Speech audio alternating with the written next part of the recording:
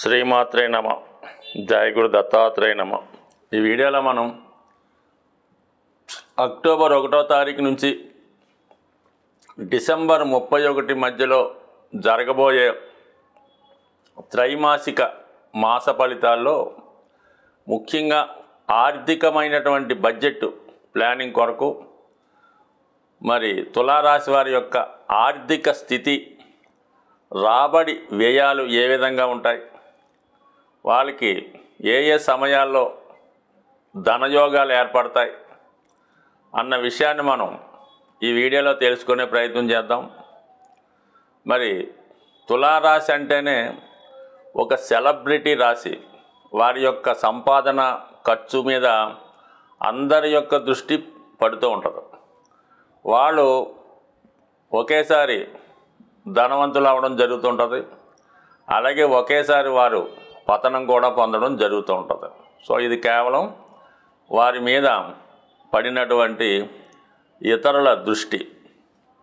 అంటే వీళ్ళు సంపాదిస్తారనుకోండి, చాలా తొందరగా అందరూ ఈసిపడుతూ ఉంటారు. విపరీతంగా సంపాదించేస్తున్నాడు, కార్లు కొంటున్నాడు, మేళలు కడేస్తున్నాడు అంటారు. ఏమాత్రం కొద్దిగా ఆర్థిక పరిస్థితి తగ్గి ఎవరిదైనా 1 లక్ష రూపాయలు అప్పుకెళ్తే మొత్తం వాడు అయిపోయాడు, వాడి జీవితం నాశనం అయిపోయింది, మొత్తం అంతా అమ్మేసుకుంటున్నాడు, అప్పులు బాలైపోయాడు అని చెప్తూ ఉంటారు.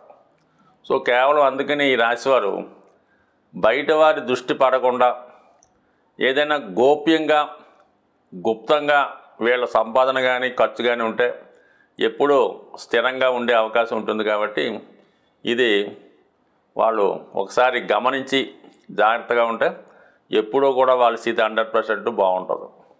మరి ఈ రాశి వారికి ధనాధిపతిగా ఉన్నటువంటి వాడు కుజుడు. అంటే స్వార్జితంగా కుటుంబ సభ్యుల ద్వారా, కుటుంబం చేస్తున్నటువంటి వ్యాపారం ద్వారా, కుటుంబ సహకారంతో సంపాదించే ధనం అంతా కూడా మనకి కుజుడు ఆధీనంలో ఉంటుంది. కుజుడు ఎంత బలంగా ఉంటే జాతకుడు యొక్క కమాండింగు, వాక్చాతుర్యంతో స్థిరమైన సంపాదన సంపాదించే అవకాశం ఉంటుంది. అందుకనే కుజుడు సైన్యాధ్యక్షుడు అవడం వల్ల ఎక్కువ మంది వీళ్ళు మరి పోలీస్ డిపార్ట్మెంట్లోనూ ప్రభుత్వ ఉద్యోగులుగాను ఉండడం జరుగుతూ ఉంటుంది. అలాగే తులారాశి వారికి లాభాధిపతి కూడా సూర్యభగవానుడు అయ్యాడు, సాక్షాత్తు గవర్నమెంట్ ప్లానెట్. అందుకని ఎక్కువగా వీళ్ళు ప్రభుత్వ ఆదాయాన్ని పొందుతూ ఉంటారు.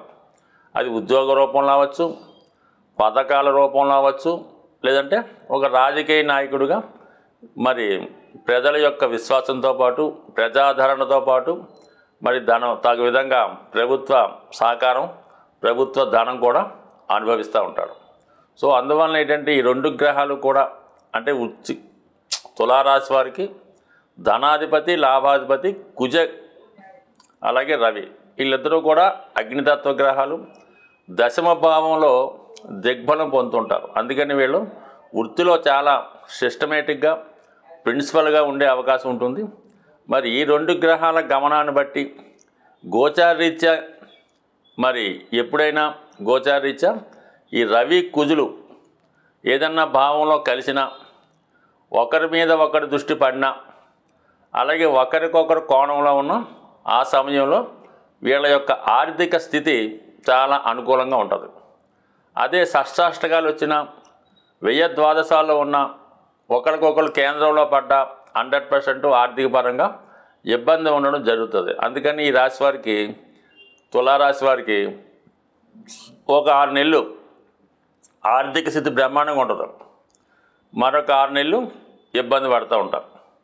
మరి ప్రస్తుతం ఈ వీళ్ళ యొక్క ఆర్థిక స్థితి మనం గమనిస్తే లాభాధిపతిగా ఉన్నటువంటి రవి ఇంచుమించుగా మనకి అక్టోబర్ 17 వరకు కూడా 12వ స్థానంలో సంచరిస్తూ ఉంటాడు.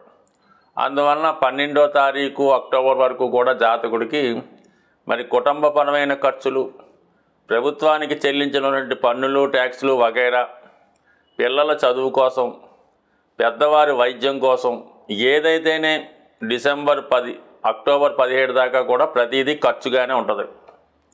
దాని తర్వాత ఏంటంటే అక్టోబర్ 17 నుంచి నవంబర్ 17 దాకా కూడా రాశి అందే రవిగ్రహ సంచారం బలహీనుడై ఉంటాడు. అయితే ఆదాయం మట్టుకు చక్కగా ఉంటుంది, అందులో ఇబ్బంది ఏం లేదు. ఇంచుమించుగా మరి October 17 to November 17 self earning ఉంటుంది, ప్రభుత్వ సహకారం ఉంటుంది, ప్రభుత్వ పథకాలు కూడా వస్తాయి.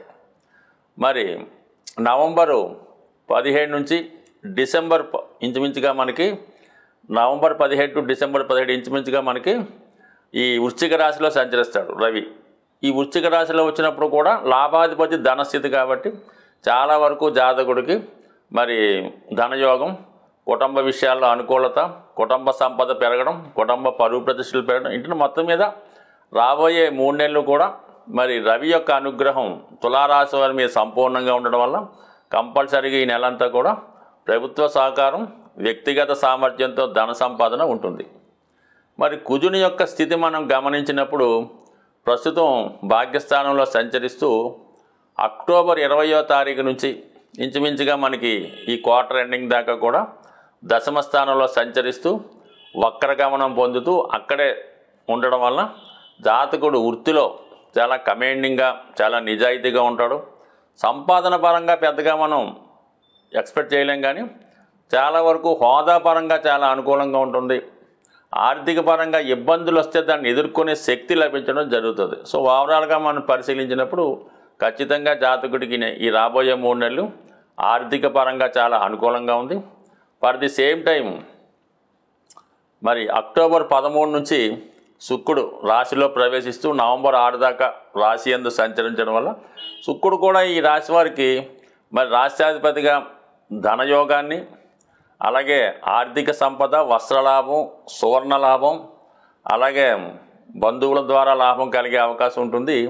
అక్టోబర్ 13 నుంచి నవంబర్ 6 మధ్యలో జాతకుడు ఏదైనా విలాస వస్తువులు కొనడం, ఎక్కువగా ధనానికి సంబంధించినటువంటి కార్యక్రమాలు, పెళ్ళిళ్ళు వాటిలో పాల్గొనడం, అంటే ఎక్కువగా ధనాన్ని ఖర్చు పెడతాడు, దాన్ని అనుభవించే ప్రయత్నం కూడా చేస్తూ ఉంటాడు. సో ఈ విధంగా అక్టోబర్ 13 నుంచి నవంబర్ 6 వరకు ఉంటుంది. నవంబర్ 6 టు డిసెంబర్ 2 మధ్యలో కూడా శుక్రుడు ధనస్థానంలోకి రావడం వల్ల ఏదైనా తులారాశి వారికి రాబోయే 3 నెలలు అంటే ఇంచుమించుగా డిసెంబర్ 31 దాకా కూడా ఆర్థిక పరంగా చాలా అనుకూలమైన స్థితి ఏర్పడుతుంది. ఇందులో ఎటువంటి సందేహం లేదు. మంచి కార్యక్రమాల ద్వారా జాతకుడి యొక్క పేరు కూడా బాగుంటుంది, విలువ కూడా పెరుగుతుంది, హోదా కూడా పెరుగుతుంది. ఏదైనా మనం ఆర్థిక విషయాల్లో ఎటువంటి లోటు లేకుండా ఉండాలంటే మరి ప్రతి ఒక్కరూ కూడా సాధారణంగా వారానికి ఒక రోజు కామన్గా ఆంధ్రప్రదేశ్ ప్రాంతంలో చాలామంది నేను చూస్తుంటాను, ప్రతి శుక్రవారం కూడా వాళ్ళు ధనాన్ని ఖర్చు పెట్టడానికి ఇష్టపడరు. ఏదో విధంగా ఆ రోజుకి ముందుగానే ఏర్పాటు చేసుకొని ఈవెన్ పెట్రోల్ కానీ ఏదైనా ఇంటి అద్దెలు, ఏ విషయంలో కూడా మీరు శుక్రవారం రోజు ధనాన్ని బయటికి పంపకూడదు. అలాగని పేటీఎం, ఏటీఎం కూడా చేయకూడదు. దాని తర్వాత శుక్రవారం రోజు ఇతరుల ఇంటికి వెళ్ళి వాళ్ళ ఇంట్లో నిద్ర చేయడం చేయకూడదు. ముఖ్యంగా స్త్రీలు, ఈవెన్ పుట్టింటికైనా, చుట్టాల ఇంటికైనా, అక్కగారింటికైనా శుక్రవారం ఎట్టి పరిస్థితిలో కూడా మీరు భర్త గారింట్లోనే, మీ ఓన్ ఇంట్లోనే ఉంటేనే బాగుంటుంది. ఇతరుల ఇంట్లో నిద్ర చేయడం వల్ల కొంతవరకు ఇబ్బంది అవుతుంది. అలాగే బంగారు ఆభరణాలు లాంటివి శుక్రవారం రోజు ఎవరికన్నా ఎరువు ఇవ్వడం కానీ, ఏదన్నా అర్జెంట్ పని వచ్చిందని తాకట్టు పెట్టడం కానీ చేయడం వల్ల చాలా వరకు ఆర్థిక పరంగా మీరు తిరిగి జీవితంలో కోలుకోలేకపోతుంటారు అన్నమాట. సో ఈ విధంగా ఈ నియమాలు పాటించి కనీసం శుక్రవారం కానప్పుడు వారి ప్రాంతాన్ని బట్టి మంగళవారం ఈ విధంగా చేయడం వల్ల మీకు ఏమవుద్దంటే 15% మనీ సేవింగ్ అవుతుందన్నమాట. అంటే ఒక్కరోజు మీరు ఆ ఖర్చులు అదుపు చేయడం వల్ల మీకు 15% సేవింగ్ అయినట్టే అవుతుంది. అది ఆటోమేటిక్గా మీకు దాన్ని 6 నెలలకి 100%గా మారుతూ ఉంటుంది అన్నమాట. అయితే ఇంకోటి ఏం చేయాలా, ముఖ్యంగా ఆర్థిక పరమైన చికాకులకి తమలపాకులు మరి అమ్మవారికి కానీ, ఆంజనేయ స్వామికి కానీ, ఎవరికన్నా సరే మరి తమలపాకుల మీద కొద్దిగా సింధూరం మరి ఏదైనా నెయ్యిలో కలిపి బొట్టుగా పెట్టడం కానీ, ఇంకా అవన్నీ అక్కర్లేదు. తమలపాకులు, యాలక్కాయలు మరి అమ్మవారికి తాంబూలంగా పెట్టాలన్నమాట. పెట్టచ్చు, అలాగే ఆంజనేయ స్వామి పెట్టచ్చు. ఇది చేయడం వల్ల కూడా మీకు ధన సంపద చేకూరుతూ ఉంటుంది. సరే, అది కొంతవరకు అదొకటి చేసుకోవచ్చు. తర్వాత ఏంటంటే మీ యొక్క పర్సులో లేదంటే మీ యొక్క క్యాష్ బాక్స్లో మారేడు దళం ఉంటుంది. మారేడు దళం అది ఏదైనా శివాలయంలో కానీ అమ్మవారి గుడిలో కానీ పూజ చేసింది ఒక మారేడు దళాన్ని తీసుకొని మీరు అది మీ పర్సులో పెట్టుకోండి. నిత్యం ధనం కలకలాడుతూ ఉంటుంది. ఎంత వాడిపోయినా ఎంత మాడిపోయినా ఈ మారేడు దళం మీరు పాకెట్లో పెట్టుకోవడం వల్ల కానీ పర్సులో పెట్టుకోవడం వల్ల జరుగుతుంది. ముఖ్యంగా మీరు ఒక అప్పు కొరకు వెళ్తున్నా, ఒక బ్యాంకు పని మీద వెళ్తున్నా, ఏ ఆర్థికపరమైన పని మీద వెళ్ళినా కూడా మారేడు దళం మీతో తీసుకెళ్ళడం కానీ, ఇంకా మీకు దొరికితే ఆ మారేడు దళాలతో మరి శివాలయంలో పూజ చేసి మారేడు దళంతో అర్చన చేయించి అందులో ఒక దళం తీసుకొని మీరు ఏ పని మీదన్నా వెళ్ళండి. ఆఖరికి భార్యాభర్తలు విడిపోయి ఉన్న రాజీ కొరకు మీరు వెళ్తున్నా కూడా అది ఖచ్చితంగా పూర్తి అవ్వడం జరుగుతూ ఉంటుంది. ఇది అద్భుతమైన రెమెడీ కాబట్టి ఇది కూడా మీరు నిరభ్యంతరంగా పాటించవచ్చు. అలాగే మరి కొంతవరకు ఒక పటిక బెల్లం ముక్క, చిన్న పటిక బెల్లం ముక్క ఇదే లేదా క్రిస్టల్స్ కానీ చిన్న చిన్న క్రిస్టల్స్ కానీ ఒక కవర్లో పెట్టి ఎప్పుడు మీ పాకెట్లో పెట్టుకోండి. ఏ పని మీద వెళ్ళినా కూడా అది మీ దగ్గర ఉంచుకుంటే 100% మీకు ఆ పనులు సక్సెస్ అవుతాయి. అలాగే ముఖ్యంగా చీమలకి, నల్ల చీమలకి పంచదార ఆహారంగా వేయడం వల్ల కానీ, చెరువులో అది చేపలు ఉంటాయి కదా, ఆ చేపలకి బిస్కెట్లో ఏదో ఒకటి ఆహారంగా వేయడం వల్ల కానీ, మరి అలాగే గోవుకి అరటిపళ్ళు, పసుపు రంగు అరటిపళ్ళు పెట్టడం వల్ల ఇవన్నీ కూడా జాతకుడికి అదృష్ట యోగాన్ని, సూక్ష్మంలో మోక్షంగా ధనం సంపాదించడానికి కారణమవుతుంది. స్వస్తి.